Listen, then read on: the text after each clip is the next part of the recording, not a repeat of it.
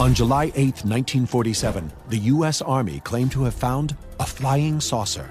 I have to believe this was something from another civilization. But within hours, they retracted the statement. 60 years later, the debate is still raging. We truly are dealing with something off the planet. It's right out of a 1950s science fiction movie. Did the U.S. military recover extraterrestrials and their spaceship? He had some dead aliens out there. If true, the U.S. government has kept one of the greatest secrets in history, that we are not alone in the universe. It's the most important story of the millennium.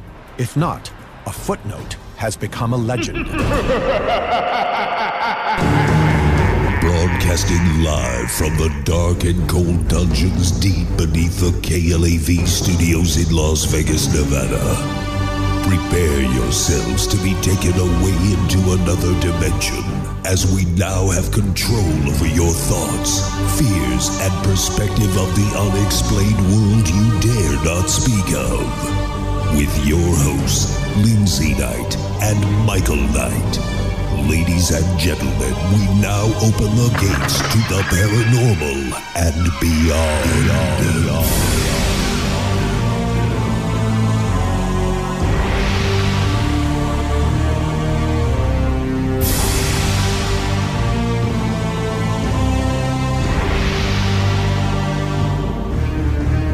Broadcasting live from the KLAV studios in Las Vegas, Nevada, this is the Paranormal and Beyond.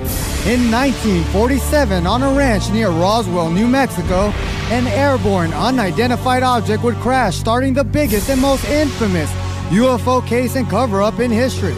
Although the crash is attributed to a U.S. military surveillance balloon by the U.S. government, the most famous explanation of what occurred is that the object was a spacecraft containing extraterrestrial life. Since the late 1970s, the Roswell incident has been the subject of much controversy. Straight ahead, world-renowned nuclear physicist and the original civilian investigator to the Roswell crash itself, Stanton Friedman, will be joining us on the program to discuss his discoveries as well as his insights into the possible government cover-up. So get ready for Stanton Friedman and Roswell when we return right here on the Talk of Las Vegas, KLAV 1230 AM.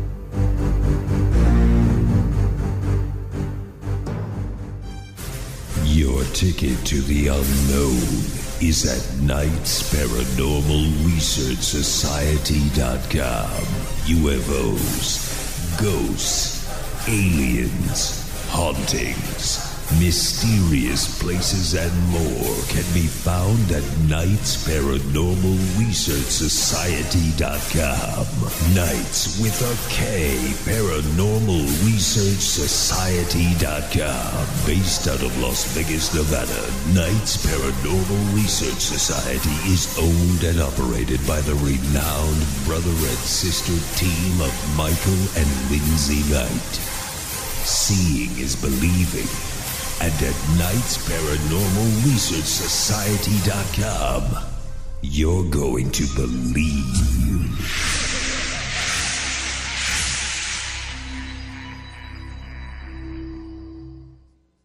Join us every Monday, Wednesday, and Friday, 11 p.m. to midnight, for the Paranormal and Beyond. Join host Michael Knight and Lindsay Knight as they investigate the unexplained and most controversial mysteries of the world. The Paranormal and Beyond, where the paranormal lives on and conspiracies exposed. The Paranormal and Beyond, Monday, Wednesday, and Friday, 11 p.m. to midnight. Brought to you by Knights Paranormal Research Society.com. Just because you've seen it in the news doesn't mean it's real. So you're telling me you got physically attacked by a ghost? Like I can tell you right now, I believe in the paranormal more than I believe in our government. There are so many mysteries out there that are still yet to be explained. You folks have some of your facts wrong, and you just keep talking about generalities. With all due respect, sir, you have not brought anything to the table to prove us wrong. This is the Paranormal and Beyond, and it's your show.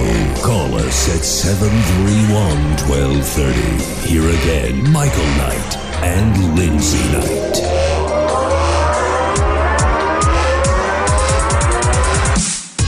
Welcome Welcome back to another brand new edition of the Paranormal Beyond. But first, be sure to check us out at Knight's Paranormal Research Society.com, where you can link up to all the past shows by simply clicking on that archive link above. That's Knight's Paranormal Research Society.com.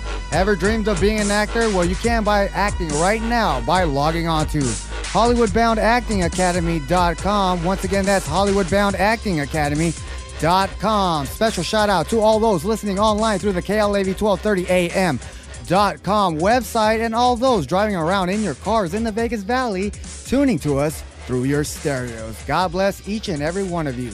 I'm your host, Michael Knight. Alongside of me is your hostess, Lindsay Knight, your radio vigilantes for the rest of the night as we sing you a lullaby all about space and extraterrestrial life. How you doing, Lindsay?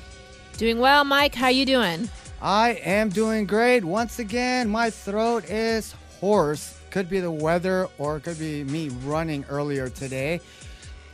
Standing by is Stanton Friedman. We're going to get into the whole Roswell incident, and this, by far, is considered the godfather of ufology. Stanton Friedman will be joining us shortly, but let's get into the news.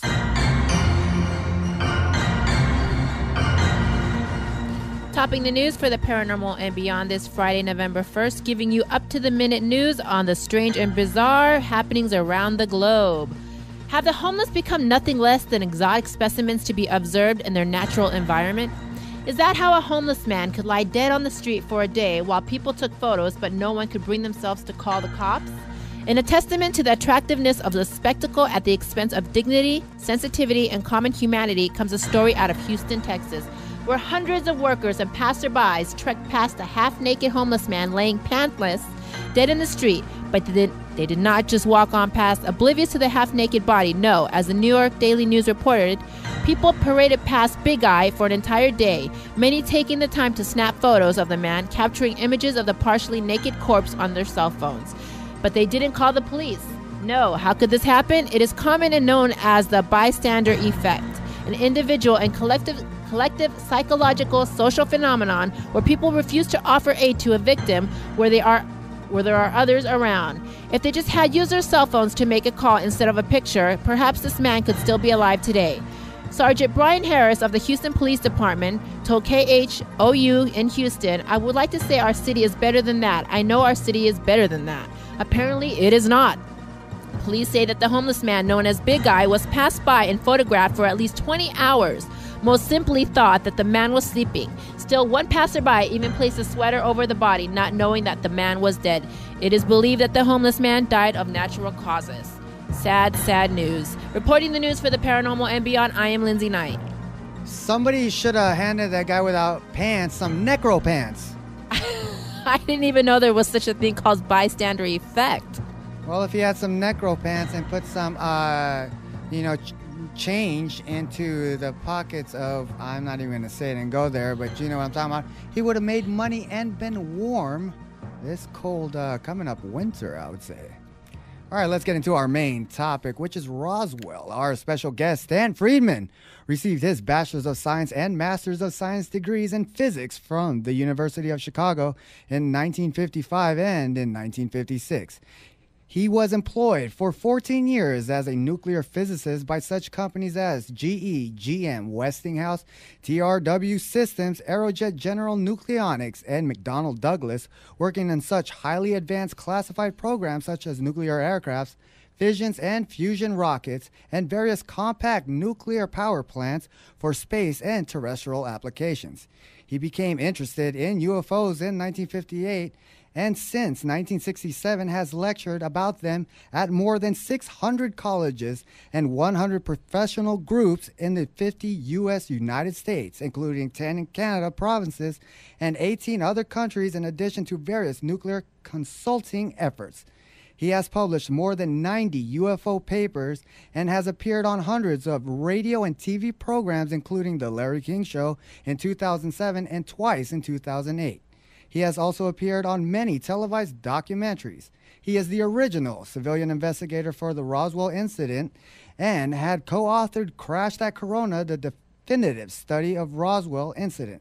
Stan Friedman was presented with a Lifetime UFO Achievement Award in Leeds in England in 2002 by UFO Magazine of the UK. He has spoken at more MUFON symposia than anyone else. The Paranormal and Beyond would like to welcome all the way from Canada to the program, Stanton Friedman. How you doing, Stan? Yeah, you got to get the applause, buddy. Well, I'm doing great here in beautiful Fredericton, New Brunswick, Canada, 73 miles of downtown Holton, Maine, the mysterious corner of the United States.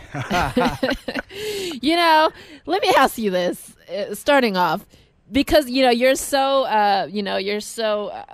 God, into UFOs, you know, and you're so close to it. Have you ever came close to actually, like, meeting one yourself?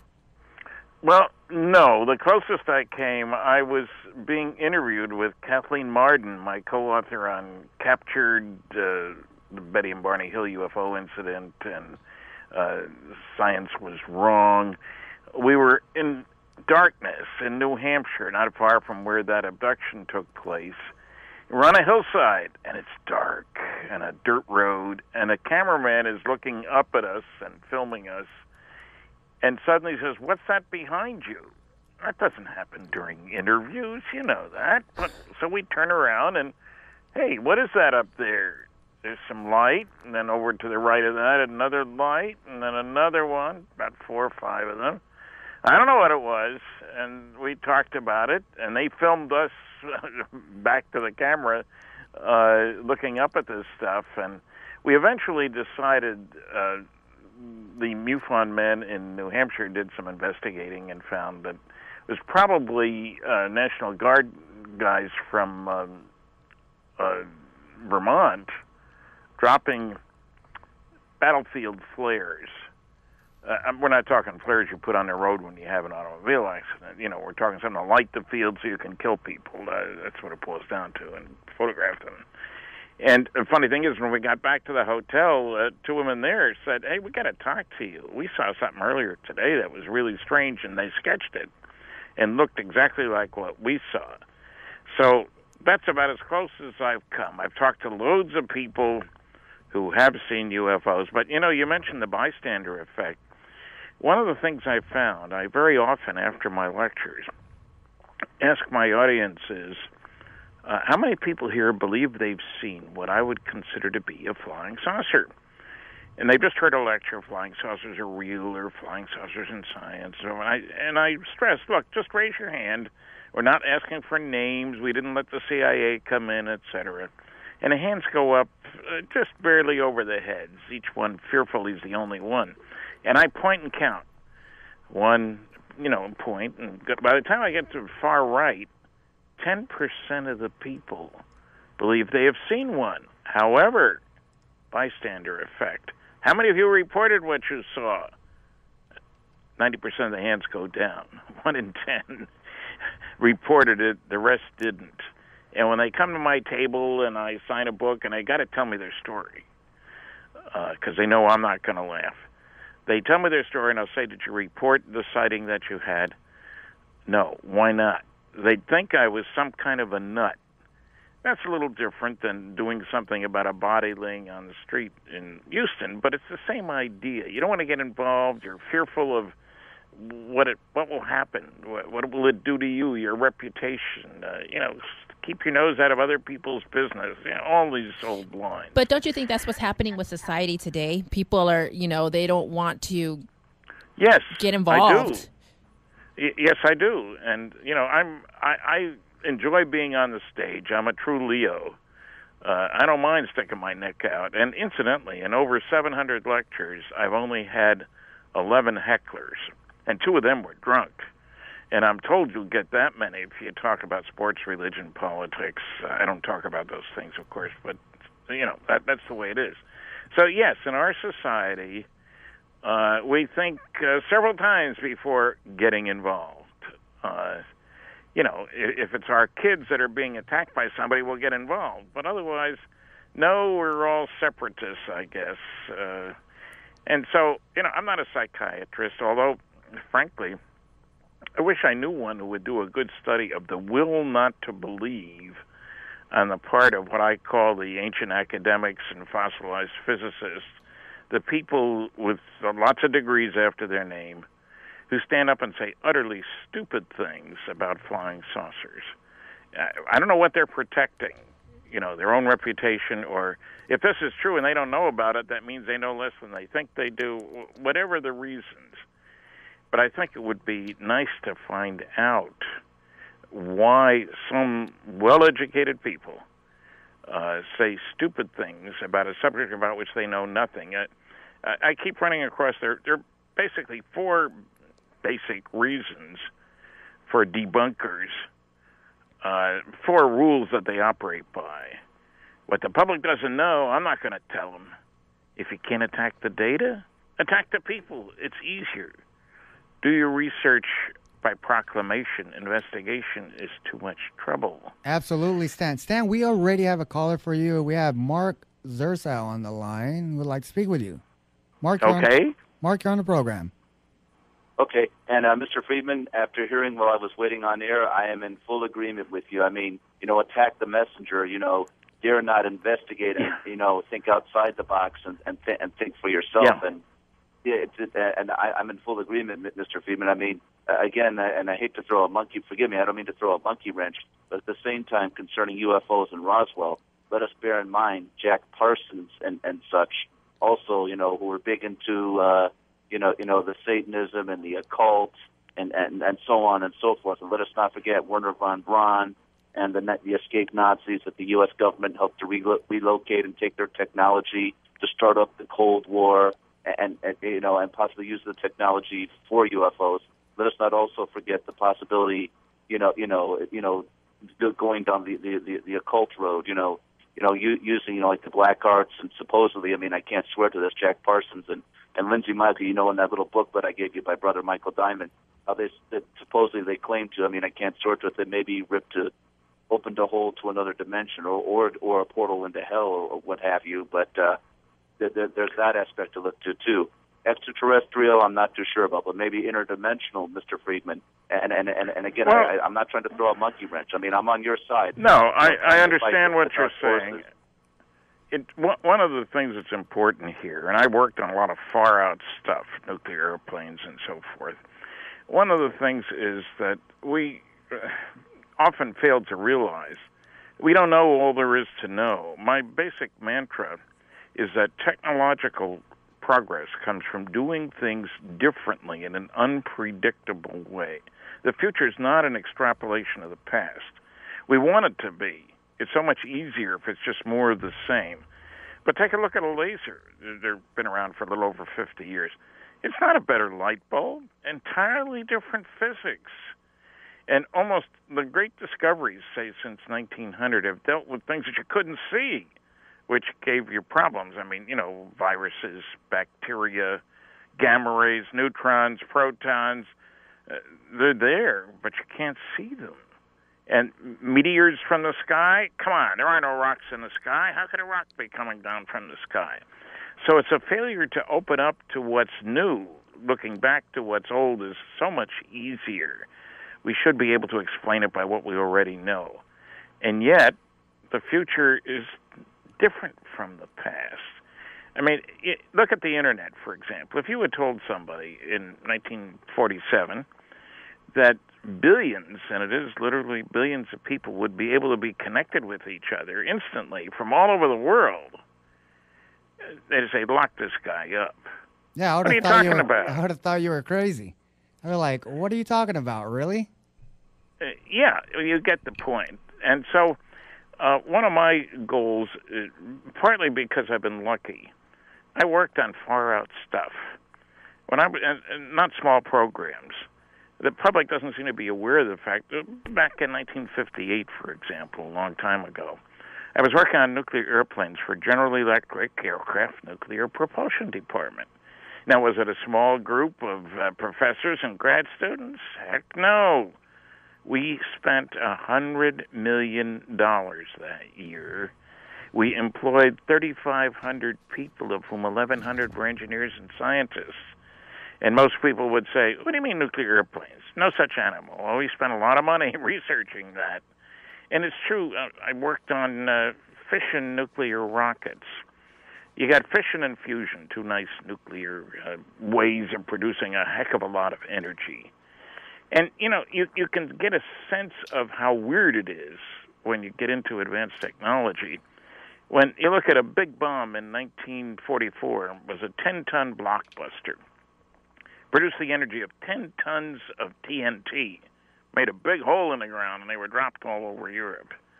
Now, okay, the next year, our first atomic bomb. Wholly different ball game. About 17,000 tons of TNT energy release. And you proceed a little bit. That was 1945. 1952, our first fusion device. Nuclear fusion, H-bombs. 10 million tons of TNT. So in less than 10 years, you go from 10 tons of TNT to 10 million tons. And the Russians, a few years later, set one off that was 57 million tons of TNT in the energy that was released. That's a lot of boom. Those are incredible. That's a lot of boom. And it's not just a little more than that 10-ton blockbuster. What I'm trying to say is that we need to recognize that things like transistors aren't just small vacuum tubes. That we've come to understand things we didn't understand before. And one of my pet peeves, because I also worked on a study of fusion rockets, every astronomer knows, if you push them a little bit, that almost all the energy in the universe is produced by nuclear fusion. That's what goes on in the stars. Not just our star, the sun, or the stars in our galaxy, but galaxies and galaxies, billions of them, each of them with billions of stars. Nuclear fusion. And yet, you can't get the astronomers to look at fusion for propulsion. I worked on a study of fusion propulsion in 1961. Aerojet General Nucleonics, and it was headed by the guy who headed the fusion work at Oak Ridge National Laboratory. But they don't want to look at that. We have academia over here thinking the only research that gets done is what gets done at universities.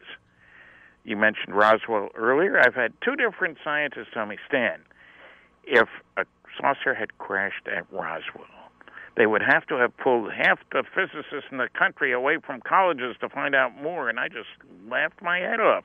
How utterly ridiculous. You've got Los Alamos National Lab. It had about 7,000 people working there. You got Sandia National Lab. You got Livermore. There are all kinds of people with high-level security clearances and great competence to whom the government would go if you recovered the wreckage of something strange, weird, different. But the academic world doesn't want to look at that. I had somebody say that, Stan, if a saucer crashed at Roswell, there would have been an article in the Physical Review, that's the Bible of the American Physical Society, if you will, within a month. That's not how the world works, the real world. And this business about you can't cover up truth. Right now, I'm in the midst of writing. I write a monthly column for the MUFON Journal, and I'm writing one on Dr. Neil deGrasse Tyson, outstanding astronomer, head of the Hayden Planetarium. He's got all kinds of honorary degrees. He shows up on television all the time, has written loads of books and stuff like that. And in a public lecture at Penn State University, he stated that the proof that the government can't keep secrets is how much we know about President Clinton's genitalia. Very funny remark. What's it got to do with the question of governments keeping secrets? Absolutely nothing. Can governments keep secrets? Well, they developed the stealth aircraft, Lockheed, not at a university, $10 billion in 10 years in secret. The first spy satellite that the United States put up after 12 failures that were done in secret, the Corona spy satellite, 1960, got more data about Soviet military installations than all the U-2 flights that had preceded it. Did we make a big noise? Hey, look what we've learned. The first public discussion about the Corona spy satellite was 1995, 35 years later. And the United States isn't the only one that keeps secrets. At Bletchley Park in England, during the war, we broke the German code, the Enigma machines and all that stuff. Very important to the war effort. It doesn't give you another gun, but it's sure nice to know where the other guy's airplanes are going to fly and stuff like that. There were 12,000 people there. Not a small group. Decoding, and they had to intercept German communications. That was easy. Then decoding, which was tough. And then translating, which was easy. And then carefully distributing to people who had a need to know. You couldn't let the Germans know that you'd broken the code, because then they'd change it and you're tough out of luck. 12,000 people. There wasn't one word in public about that incredible feat until 25 years after the war was over. That's keeping secrets. So that's one of the many things that aggravates me, having been involved in keeping secrets, having been to 20 archives, some of them many times. As we're progressing in time, obviously the technology gets better and better. Are you saying that we are obviously getting help from an unknown source that we, No. Okay. I'm not saying that. I'm not saying anybody out there is, there are aliens out there, and no, I don't know their names, but no, that's not what I'm saying. I'm saying we are clever people. If you want to spend the money and you go to industry to get it spent, you will sometimes have great accomplishments. Many programs are canceled without getting where you want to go. I mentioned nuclear airplanes. We didn't fly one. We ran all kinds of tests on the ground. The fission rockets we did operate, you want to be impressed. Los Alamos, that lab out there, not too far from you guys, in New Mexico, they operated in 1969. They operated the Phoebus 2B nuclear rocket propulsion system. It was less than 8 feet in diameter. Liquid hydrogen comes in very, very cold, goes out very, very hot. Operated at a power level of 4,400 megawatts. The power level of Grand Coulee Dam is 2,200 megawatts, and it's a little bit larger than 8 feet in diameter. It takes people, takes money, takes effort, but all kinds of progress has been made in many different directions, and sometimes we don't know it. Why should we tell our enemies what we're doing? Why should we make it easy for the other guy? So, no, I'm not saying aliens are saying, hey, guys, we know you need a little help. And it's funny. One of the other psychological aspects of this problem is, why would aliens come here? Why don't they land on the White House lawn? I've been asked that. I'm serious. And I try to point out, in my book, Flying Saucers and Science, I give more than 20 reasons for coming to planet Earth. They're grad students doing their thesis work on the development of a primitive society, or better yet, radio broadcasters of the weekly show, Idiocy in the Boondocks. Right. But I think the big reason for coming here, and brushing aside all the peripheral ones, is to make sure we don't go out there. We are a threat to the neighborhood. We don't like to think of ourselves that way, but here's a couple of numbers that should disturb people. In World War II, we killed 50 million of our own kind. 50 million Earthlings died in the war. We destroyed 1,700 cities. We are not nice guys. Last year, over the past 12 months, we spent approximately $1 trillion on things military, and yet thousands of children die every single day of preventable disease or starvation. If you were an alien, would you want us out there? And that raises the key question. God, no. You understand, then. Is there any chance of our getting out there? Yes. There were several things that told visiting aliens that these idiots are going to be bothering us if we let them. One is nuclear weapons. The genie's out of the bottle, as somebody once said. A second is powerful rockets being used to kill people. Some people thought V-2s would be useful for delivering mail. Well, they're used for delivering terrible stuff to the people on the other end. Hate mail. Oh, good line. I like that. And the third thing would be powerful radar, the beginning of the electronics age. Didn't happen until just before World War II was the start. Now, isn't it amazing? There's only one place on the entire planet in 1947, July, where it could study all three of those technologies. Southeastern New Mexico, which is where Roswell is. First nuclear explosion, Trinity site, on the grounds of the White Sands Missile Range, biggest military base in the United States. That's where we were firing the captured German V-2s. And that's where we had our best radar, because I hate to say it, but sometimes the rockets went the wrong way. They went south instead of north. The Mexicans weren't very happy about that. And admittedly, I had an English astronomer very haughtily say on a television program, well, they could have gone to the Soviet Union. No, they hadn't tested their first A-bomb until 1949. So what I'm saying is if you stand back and look, we're the scourge of the neighborhood. We let people die, kids starve, and we're out killing people. From an external viewpoint, does that make any sense? That makes a whole lot of sense. I mean, it's like opening up the prisons for a free-for-all.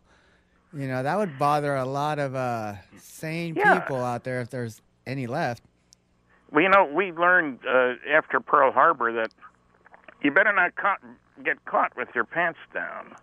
And part of that was the negative attitude of major scientists. A little story. The guy who, Billy Mitchell, was a pilot in World War I. And after the war, he was saying that we've revolutionized warfare. We're going to have airplanes seeking ships. Secretary of the Navy said, I'll stand on the deck of any ship. He thinks he's going to sink with an airplane. Ha! And he was court-martialed, incidentally.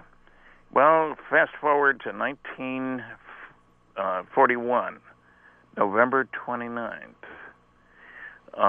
The Army-Navy football game, and in the program it had a picture of the USS Arizona, huge battleship, very powerful. And in the text it said, nobody's ever sunk a battleship from the sky. 8 days later was Pearl Harbor. The USS Arizona was sunk, killing 1,100 people who were on board. The Japanese knew you could sink a battleship from the sky. But we were so smart we knew that couldn't be. We weren't ready for it. So what I'm saying, life is full of these strange attitudes and actions, which in retrospect look awful darn foolish. And, when I go back to Dr. Tyson, for example, he also has said that, the notion of getting to other star systems is ridiculous. After all, he's an astronomer. He knows about the sky and stars and so forth. On a television program in which I got 20 seconds and he got a few minutes, this is the Peter Jennings mockumentary of 2005, February 24th. He pointed out that our fastest craft would take 70,000 years to get to the nearest star, and scientists want their data faster than that. Ha ha. The only trouble is there's no propulsion system on that spacecraft. It's coasting. It's like trying to tell me that, if you throw a bottle in the ocean, you can determine how long it would take to sail across the ocean, or let off a balloon. That'll tell you how long it takes to fly. Or look backwards. How long does it take to go around planet Earth? Well, Magellan's ship went around. It took 3 years. Isn't that a good measure? Well, no, the space station does it in 90 minutes. It doesn't have big sails on it, though, incidentally. But, the whole question of propulsion, you can't get here from there. That's the word from on high. That's nonsense. You can get here from there. Yes, it's going to cost you some money, and you're not going to use a chemical rocket. That doesn't mean it can't be done. That progress comes from doing things differently again. So we have the whole astronomical community patting themselves on the back. No secrets can be kept, not from them, of course. And there is no technology that would get us to the stars. And I've had people say, look how much energy it would take to get to Andromeda. You know what? I don't care. Andromeda's 2 million light years away. That's a galaxy. I'm interested in Zeta Reticuli, 39 light years away. Just down the street. That comes from the Betty and Barney Hill case in the book Captured. star map and so forth, and I was the first to publish about that. 39 light years is a much different target than 2 million light years. And so, it's frustrating. There's plenty of material. I mean, I'm going to be 80 next year, and I'm sure I won't run out of stupid things being said about UFOs and the government and technology and all that sort of stuff. And, don't ask me why they don't talk to the astronomers. I know, because the astronomers don't know anything and won't talk back sensibly. Stan, I got to ask you, what got you interested into the Roswell crash back in 47? Well, I wasn't interested in 1947 in the Roswell crash. In 1978, early in the 70s, a colleague and I in California talked to a forest ranger about his UFO sighting. We were living in California. And when we finished, it was a good case. He said, you really ought to talk to my mom in New Mexico. She had a great sighting. So I called his mom, and she told me about her sighting, and somehow it came up that when she was working at this radio station in Albuquerque, their affiliate in Roswell had called and wanted her to put a new story on the wire. There was no news wire down in Roswell. And he was dictating the story, and a bell goes off, and do not continue this transmission. He was talking about a crash saucer that was going to be sent to Wright-Patterson Air Force Base. And so she says to him, this is on the phone, what should I do? And he said, discontinue the transmission. You can understand the government would be monitoring all kinds of stuff in New Mexico because of all the classified work going on there. You don't want the wrong stuff to get out. I checked on that case. I talked to several people, didn't get very far, and I sort of put it on the shelf. And then in 1978, I was in Baton Rouge, Louisiana, to speak at Louisiana State University, and was supposed to do 3 interviews at a television station in town. The university had people take me to the station. I'd done 2 of them. The third reporter was nowhere to be found. And the station manager, he knew I had other things to do, and he's looking at his watch, and he's giving me coffee. And out of the blue, he says, the guy you ought to talk to is Jesse Marcel. And brilliant investigator that I am, I said, who's he? And his next sentence changed my life. He handled the wreckage of one of those saucers you're interested in when he was in the military. What? Where'd that come from? He lives in Houma. We're old ham radio buddies.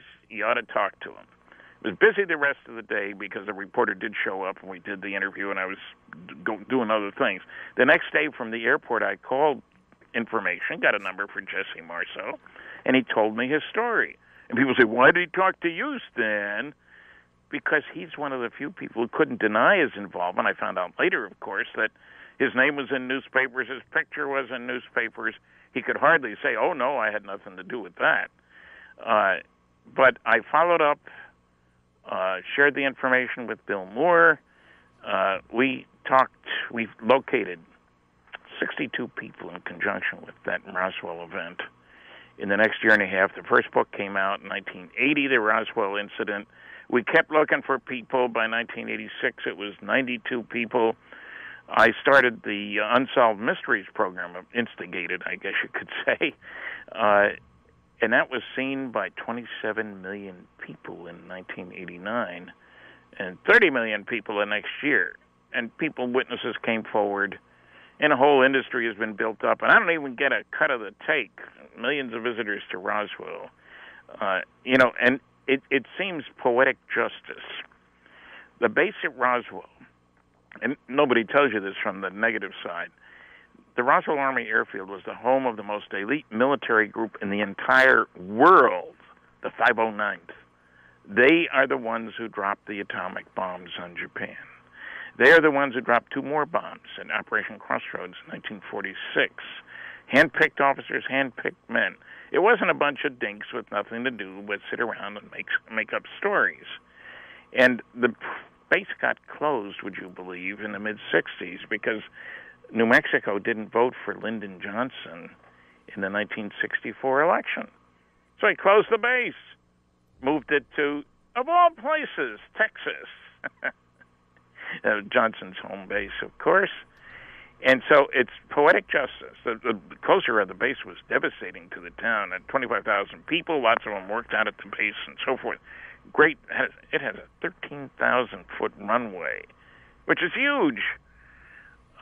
So now they're collecting from people who come and visit because of the government's cover-up. Serves the government right, as far as I'm concerned. So that's your conclusion of the whole thing. A spaceship was recovered and alien bodies also? Yeah, we didn't hear about the alien bodies first time around. Jesse Marcel said he never saw anything about bodies. But people, as the word got out, we got people talking to us. And, there's an effect here. If one witness comes forward, maybe a second one will come forward. And he gets treated fairly in a third one and so forth. So there have been a number of researchers go down there and, dig into things. And I just, within the past week, heard from somebody whose father died more than 10 years ago, served at the base, and I checked the base yearbook. He indeed was there. And his son tells me that he was suffering from PTSD because he helped recover the bodies. And I just heard this within the past week, would you believe? Verify that the guy was at the base. Sometimes people tell me they were at the base or their father or grandfather, whatever, was at the base, and I checked the yearbook. Wasn't there. Sorry about that. So we got to be careful. So I'm still getting stories, and I mention that because if people go to my website, www.stantonfriedman.com, they can see how to get in touch with me. I'm still looking for more witnesses because I'm convinced that there are pieces of the wreckage in somebody's bureau drawer. And the guy may be gone, but the family doesn't know what it's there. But what's this piece of metal sitting here? I'd sure like one of those pieces of metal. Absolutely. Let me ask you, you're an expert in, ufology and all that. What is your take on the Battle of Los Angeles? I mean, do you think that really took place with, UFOs? Well, there's no question that in 1942 the country was, to say the least, nervous about being attacked on either ocean. I know I lived in New Jersey, and we were waiting for the Germans to lob shells into the oil refinery in the small town where I lived in Linden and start one heck of a fire. So the coastal batteries were nervous, and they spotted something strange in the sky, and they started firing away with their anti-aircraft guns. And apparently they didn't down one. Some people were hurt by the shells that landed. So I don't make it into a great event, but it was an event that concerned the government. You don't want people to panic, and you don't want them to be spending all their energy worrying about somebody attacking if we got bigger fish to fry, so to speak. So, yeah, there were shells fired. There was even a photograph showing something up there. War is hell, and people were caught up in the throes of what the heck is going on here. We had aircraft raids. It wasn't duck and cover. Isn't that what they teach the kids? Yeah, in school. We had air raid sirens going off. We had your lights on your cars had to be painted across the upper half. Gasoline rationing. The war was real, and you were worried about it, justifiably. And we found out after the war, incidentally, there was a lot more threatening activity off the coast of New Jersey than the public had been told during the war. Within 2 weeks of the start of World War II, there was a director of censorship appointed to make sure the press didn't say things the government didn't want them to say. One was, don't use the word uranium, incidentally. The Japanese were launching Fugo balloons from the West Coast, off the West Coast, with bombs on board, and they fly across, supposed to start fires and kill people, and you couldn't say anything about whether they did or didn't work. We didn't want to give the Japanese any comfort. One went off, killed some people, but what I'm saying is it's not surprising. Loose lips sink ships. It's true. It definitely is true. Do you think, Stan, from the Roswell crash, the spaceship recovered, was that back engineered? And the 80s boom in technology, you think that had something to do with it? No, I don't. Well, a little tiny bit, if you will.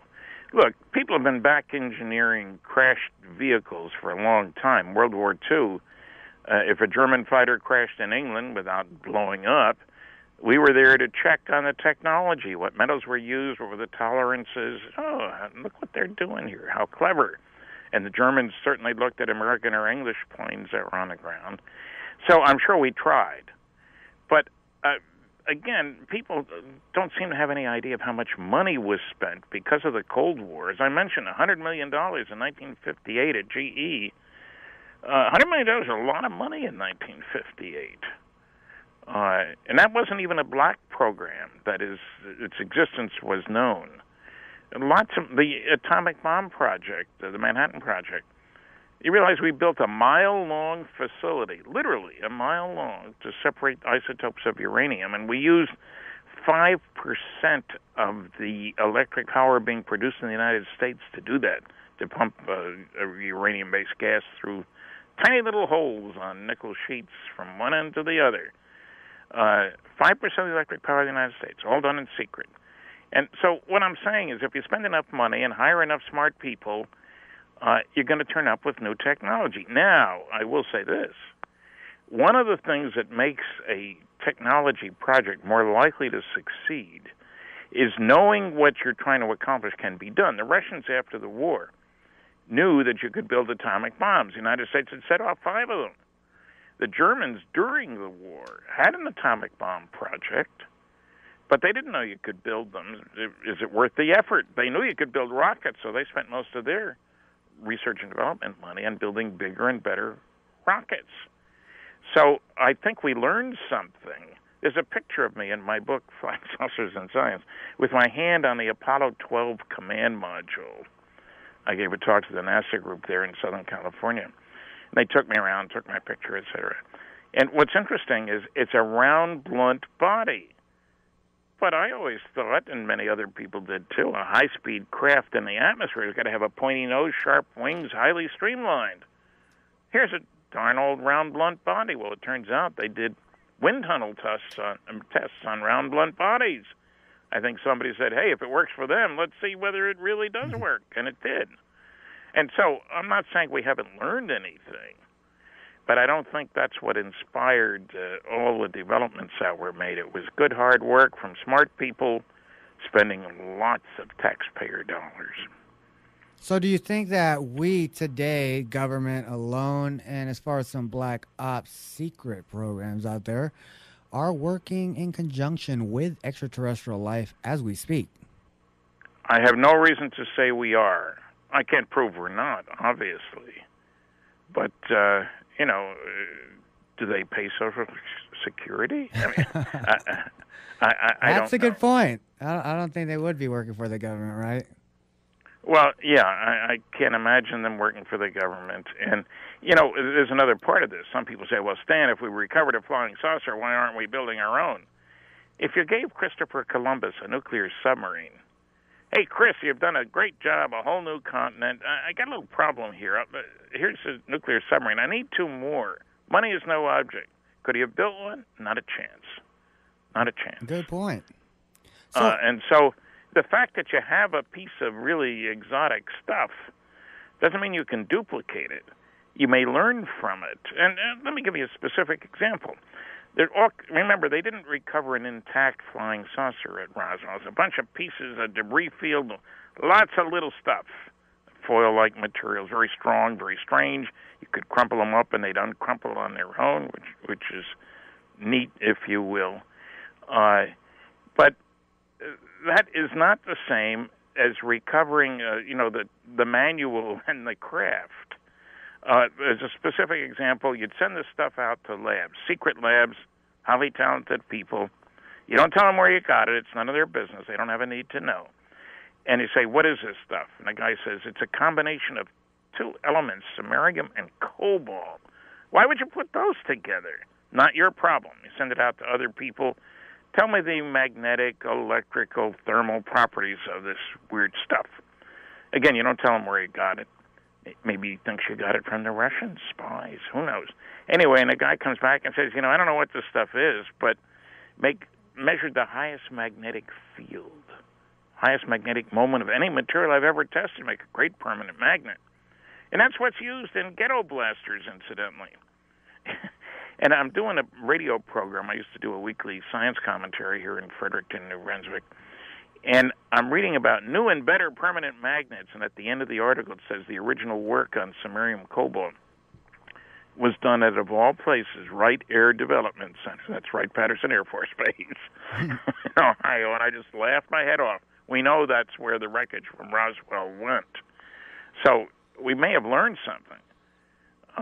But knowing how an atom bomb works, for example, doesn't give you the isotopes you need to build one. And if anything crazy takes 2 pounds of unobtainium, and you don't know how to make unobtainium, you're in trouble. You got to go down a different path. Stan, throughout your whole history and ufology and the investigation, what is the most definitive thing that you can tell us that you've learned or uncovered? Well, I've uncovered that there is indeed a cosmic Watergate, and I'd be happy to show somebody who doesn't think there is, the National Security Agency, the Snowden guys. Yeah, we know him. NSA used to mean never, no such agency, never says anything.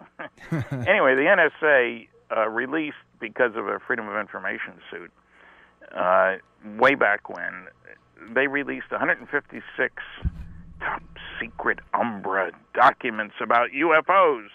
The only trouble is you can read one sentence per page. Everything else is whited out. The CIA released, again because of pressure, blacked out top-secret Umbra UFO documents. That's their terminology.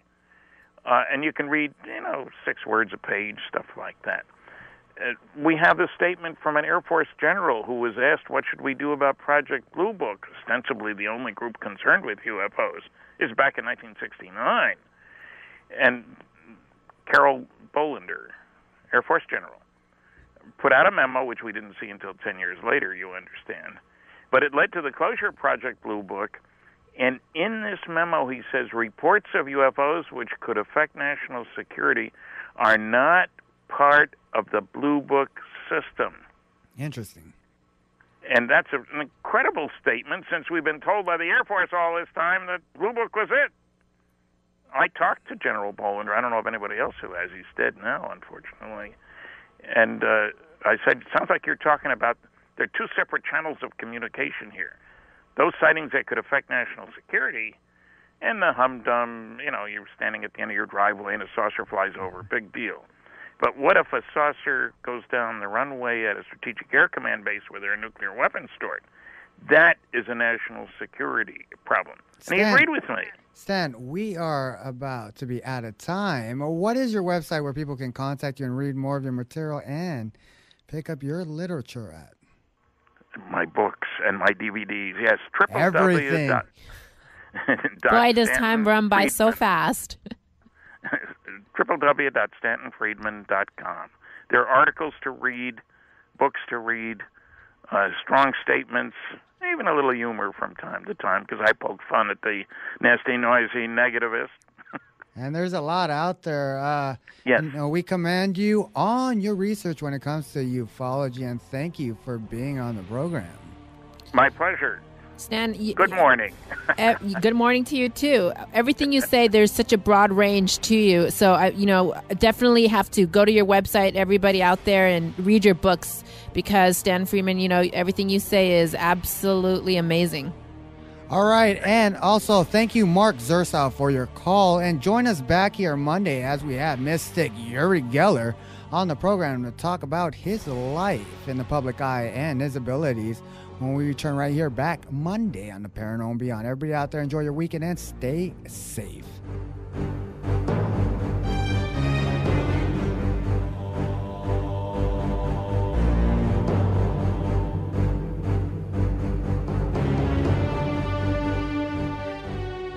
Astral life. Since the late 1970s, the Roswell incident has been the subject of much controversy. Straight ahead, world-renowned nuclear physicist and the original civilian investigator to the Roswell crash itself, Stan Friedman, will be joining us on the program to discuss his discoveries as well as his insights into the possible government cover-up. So get ready for Stanton Friedman and ROSWELL when we return right here on the Talk of Las Vegas, KLAV 1230 AM.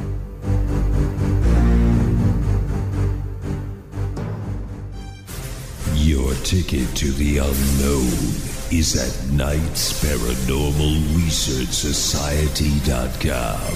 UFOs, ghosts, aliens, hauntings, mysterious places, and more can be found at KnightsParanormalResearchSociety.com.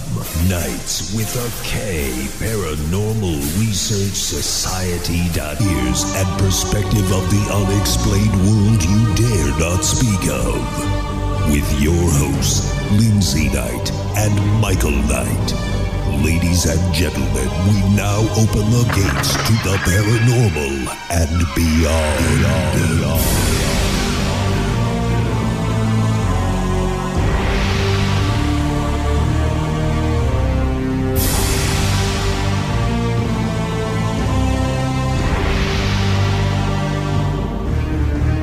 Broadcasting live from the KLAV studios in Las Vegas, Nevada, this is the Paranormal and Beyond.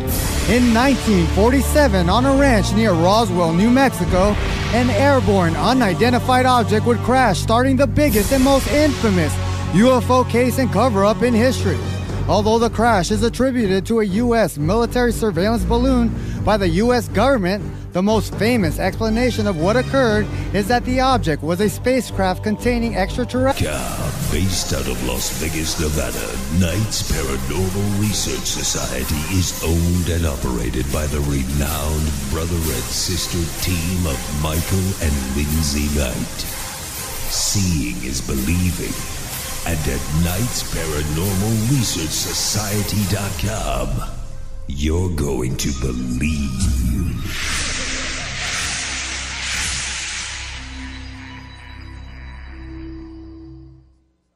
Join us every Monday, Wednesday, and Friday, 11 p.m. to midnight, for the Paranormal and Beyond. Join host Michael Knight and Lindsay Knight as they investigate the unexplained and most controversial mysteries of the world. The Paranormal and Beyond, where the paranormal lives on and conspiracies exposed. The Paranormal and Beyond, Monday, Wednesday, and Friday, 11 p.m. to midnight. Brought to you by Knights Paranormal Research Society.com.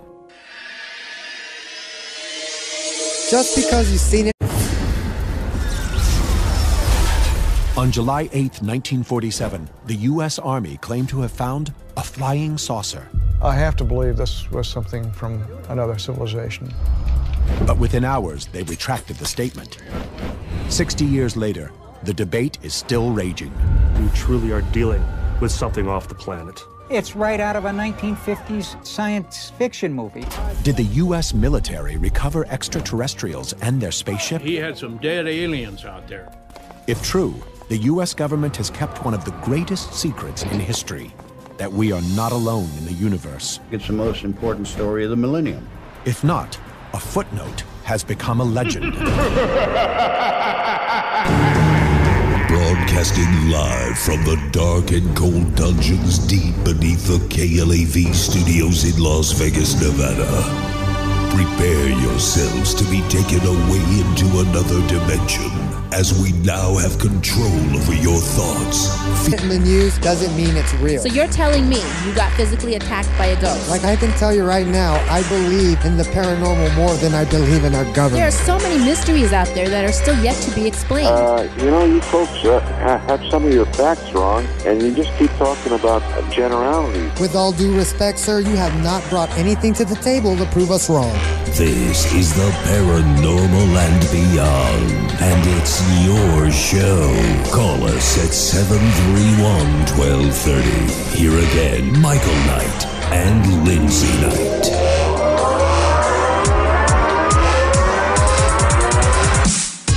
Welcome back to another brand new edition of the Paranormal and Beyond. But first, be sure to check us out at Knights Paranormal Research Society.com, where you can link up to all the past shows by simply clicking on that archive link above. That's Knights Paranormal Research Society.com. Ever dreamed of being an actor? Well, you can by acting right now by logging on to Hollywoodbound